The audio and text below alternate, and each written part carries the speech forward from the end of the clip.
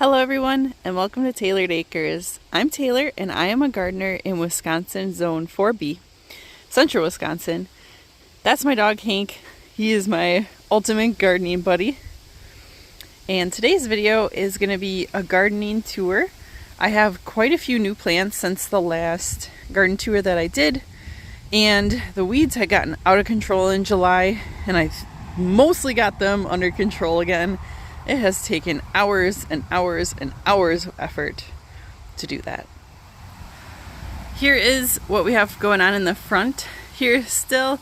So the geraniums are blooming their heads off. And I just took some of the plants out to add some mums in here. I'm sorry this is all so dirty. But all these plants are just looking so good still. So I'll start here in the front of the house. And it is super windy today, so I'm sorry if you hear that. So this area I'm going to be completely redoing over the next year or so, and I've already started that. So I took some of the Liatris out of here, the blazing stars, and gave them to our neighbor who has a native prairie. So he's going to reuse those plants, and I did leave 3 of them in here. But I wanted to show you guys this. I just got this yesterday. This is a Firelight Tidbit hydrangea, and it only gets like 2 or 3 feet tall, and it's absolutely gorgeous. I got it from the Twin Creek Nursery in Adams, Wisconsin, and everything there looked amazing still. I am always so impressed with how they take care of their plants, which just means they're going to do even better when you get them home. So the idea to this area is I'm going to take all of my greatest hits flowers from that median garden area and get them up here to showcase them. All my favorites. So purples and pinks are going to be the majority of it. So sorry about that, I was getting a call. So this area will be totally different hopefully by next year. We'll see how quickly I can get it done.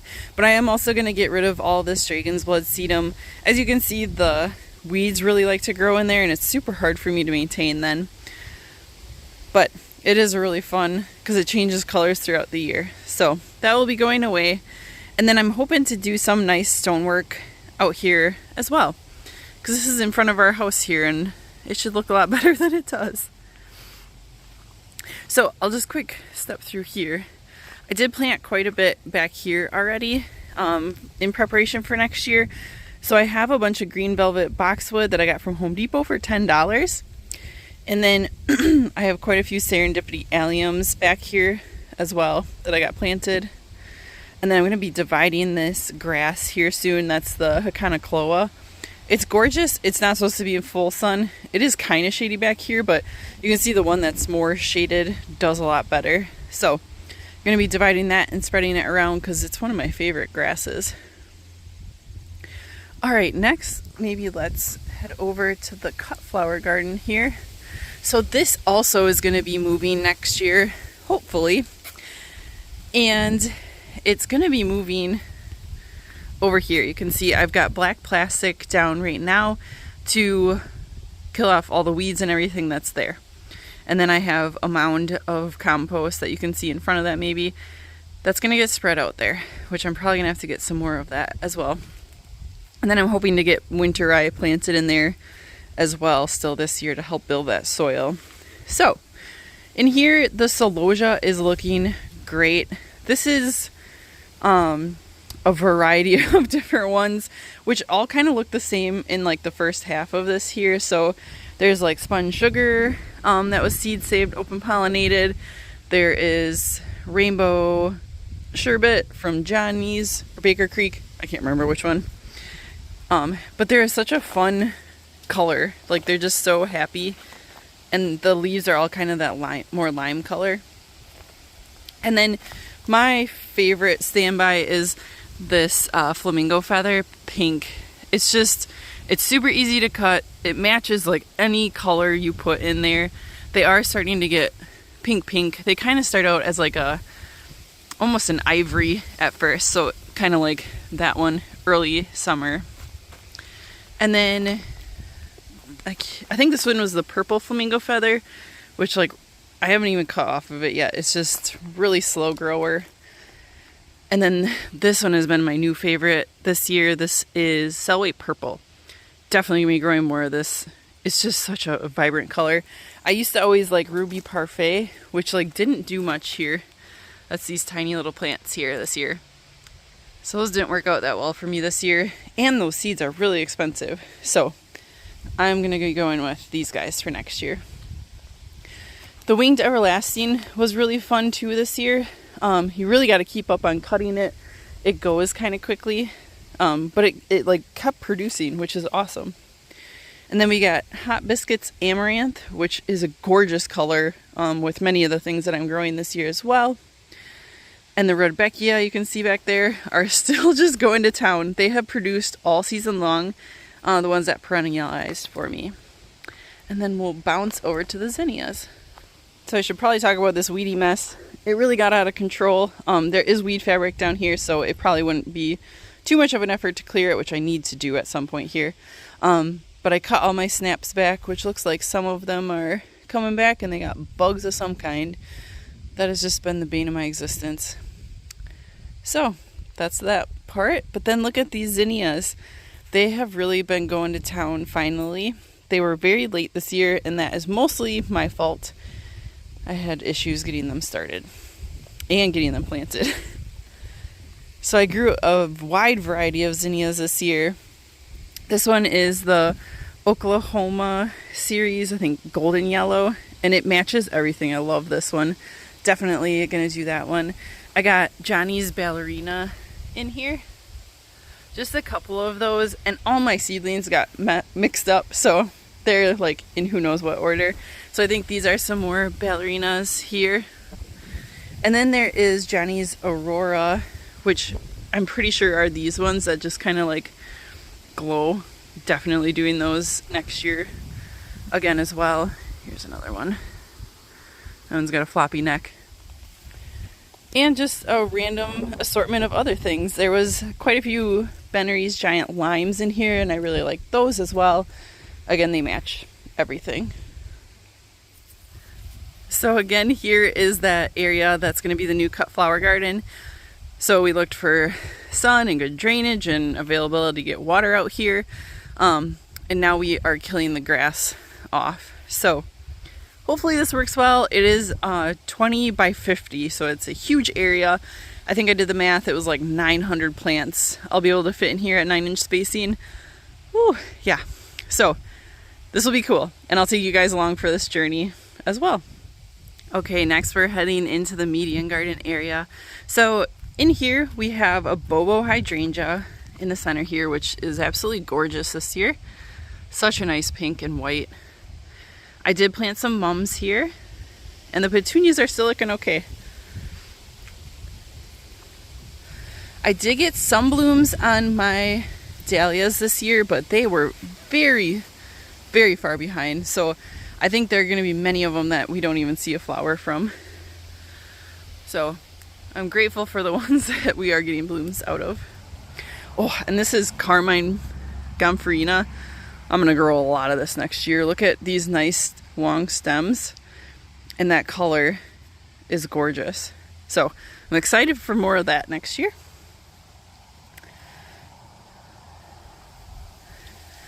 And this area, as you may know, is a repeat in thirds.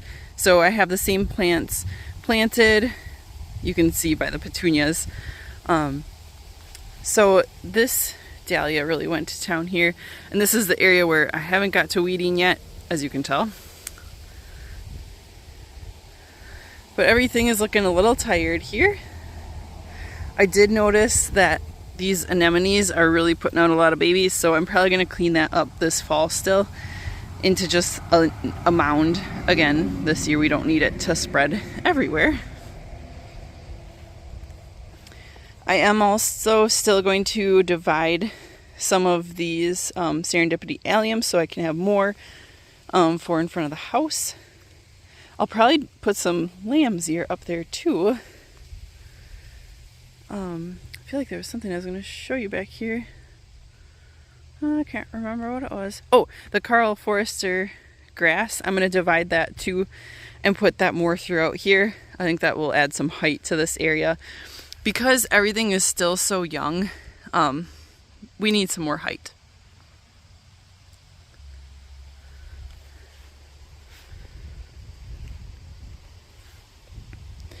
And the yucca is just looking gorgeous right now.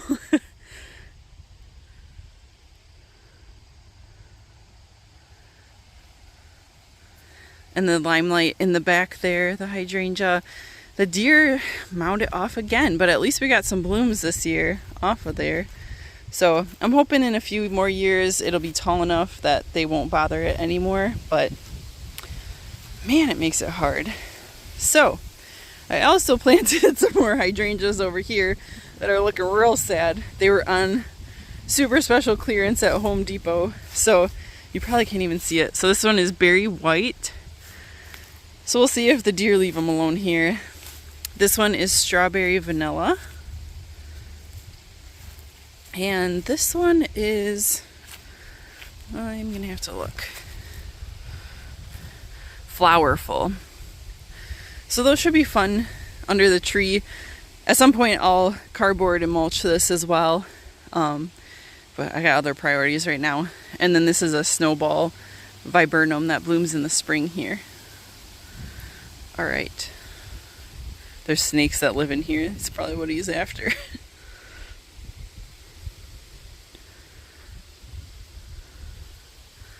All right, so then we're onto the driveway garden. Or no, the garage garden. This is all a pink theme in here. So, yesterday I took some time and divided a bunch of these perennials that are in here so that I have more of all the same things. So next year, hopefully they all come back nice and strong and we can have more unity in this space. I also moved this hydrangea from back there because I divided the grass. It didn't really seem happy back there, so I'm hoping it's happier here. And that baptisia was just an absolute powerhouse of greenery for my bouquets this year. I did get another one for the other end of a different cultivar. And that's a tiny wine 9 bark. That one I also got from Twin Creek last year. Or maybe it was 2 years ago now. 2 years ago probably. And that one is doing great. I love it. It's the perfect size for there. Oh, and this is a Brunnera. Can you believe that? I'm so excited. I hope it comes back. I haven't had good luck with the Brunnera. And this is a mum that has flopped over there, but it is just about to bloom. That's a perennial mum here. So this is one of the grasses that I propagated. So I just cut it in half, or in thirds I think I did. So those, it already looks good. So I'm hoping that one takes. I did divide my variegated iris and planted throughout, and then this hosta, there we go. Can remember what it's called. So there's 3 of those throughout now too. So this is the other baptisia that I have. That one was pink truffles. And I went on a mission to find just that one, and I did. It was so exciting. So this sedum here, I want to divide that this fall, or maybe spring, and put it throughout over here and then in front of the house too. I just love that one. I mean, it glows. You can tell. It's like gorgeous the entire year. So I absolutely love that one. All right, we'll finish with the landscaping and then head to the garden. So the peach tree did recover. It did not look good this spring. So I may not prune it this winter just to let it recover some more. I think it almost died. So, yeah, not good. And then this is our dwarf plum, which is still looking okay.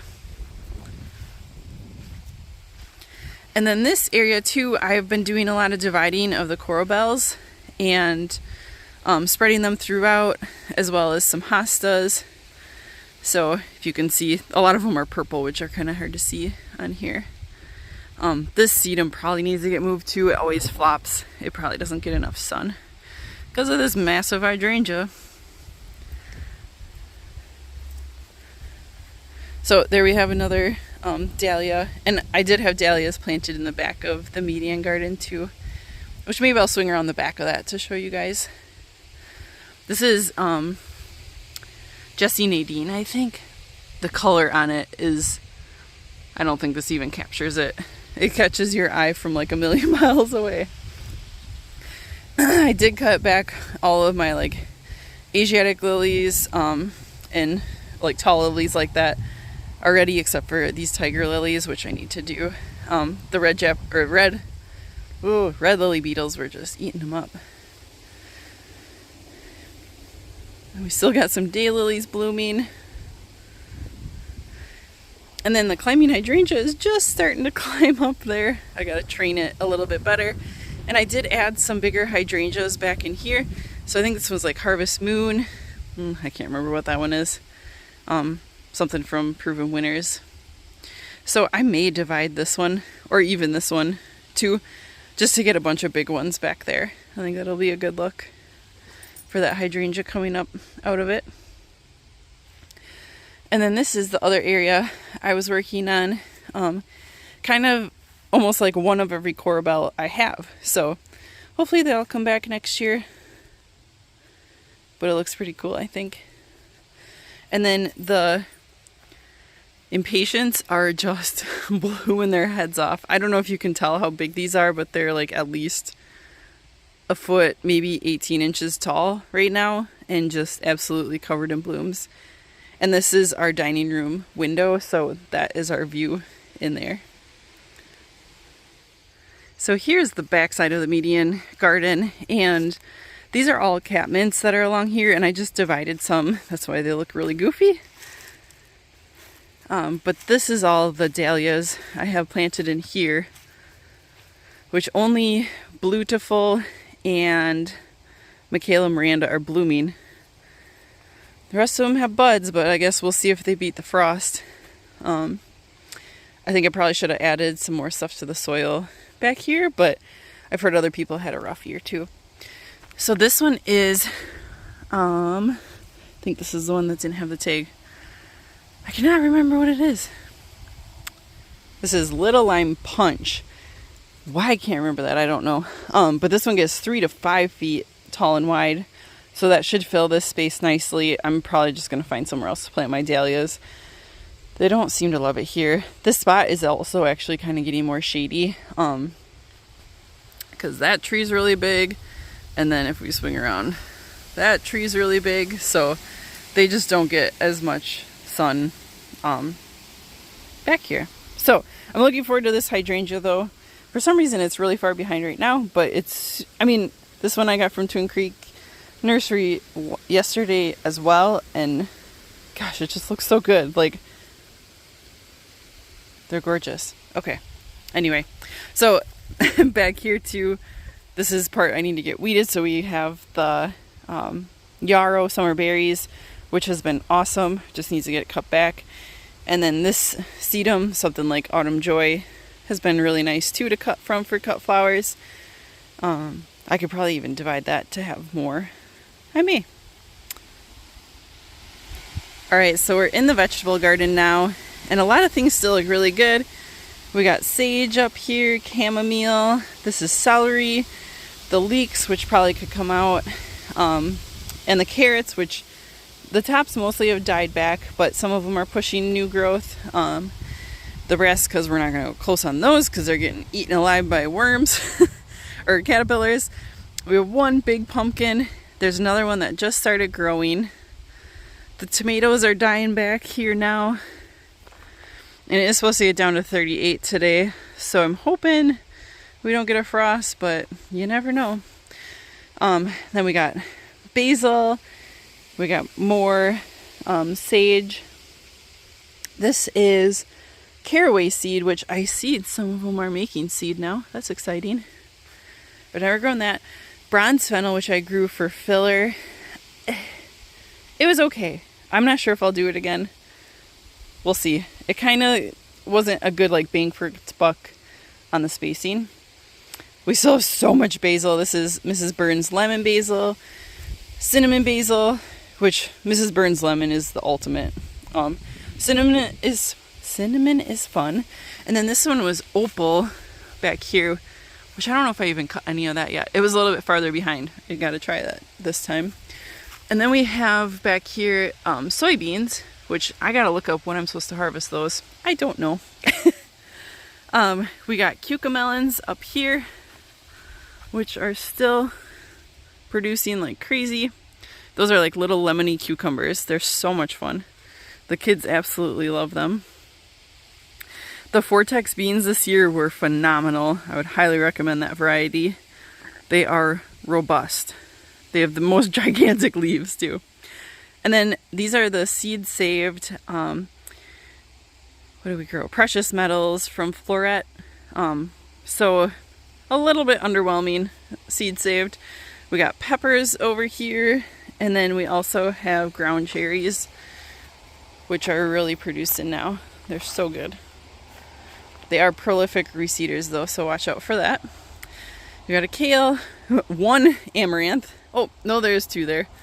My son asked me if that was a weed yesterday, which I don't know why I thought that was so funny. I did have one really pretty zinnia come back here. Look at that one. Gorgeous cupcake. And then I'm not even going to try to go back in the orchard. Well, maybe I can make it. I did cut some things out here. Ugh. Okay, this is just a jungle back here. And we did get a hedge trimmer that I'm going to try to recover the apple trees that are in here.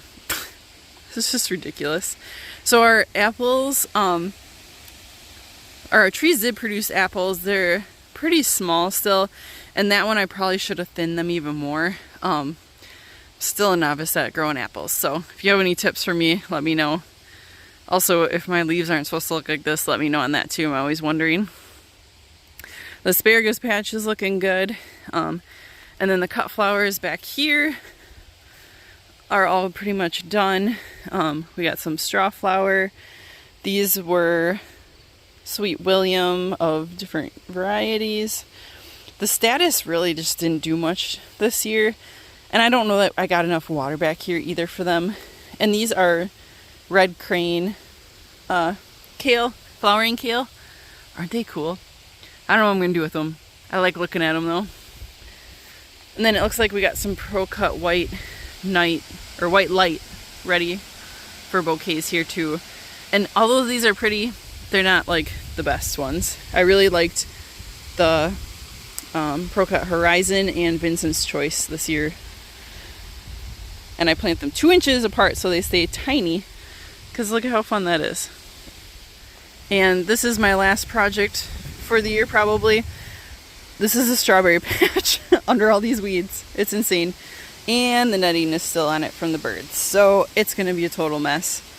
I have many regrets in this area, but that's just how it goes. But that is it for the tour this month. All right, happy fall gardening, everyone. Oh, little bonus. We are actually finally growing a watermelon. There's no way it's going to be ripe, but that's okay. At least finally one grew.